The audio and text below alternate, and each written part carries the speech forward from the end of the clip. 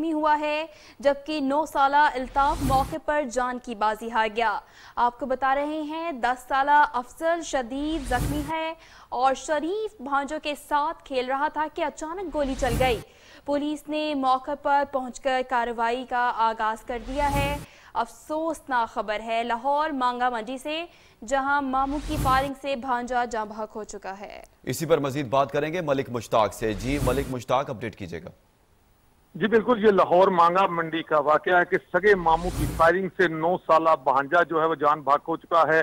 Firing से 9 साला इल्ताफ मौके पर जान भाग हुआ, जबकि 10 साला अफजाल शदीद जख्मी हालत में रेस्क्यू 1122 की टीम ने जना अस्पताल तशवीशनाक हालत में इसे मुंतकिल कर दिया है। 13 साला शरीफ, आपको बताता चलूं कि इसका मामू 13 साला शरीफ अपने भांजों के साथ खेल रहा था कि 12 बोर पिस्तौल से अचानक गोली चल गई।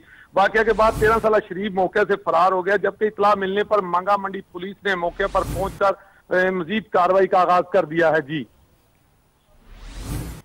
जी मलिक मुश्ताक, बहुत शुक्रिया, आप हमें अपडेट कर रहे थे। लाहौर में अफसोसनाक वाक़ा पेश आया, जहां मांगा मंडी में मामू की फायरिंग से भांजा जाँ बहक हो गया, जबकि दूसरा भांजा जख्मी हो गया।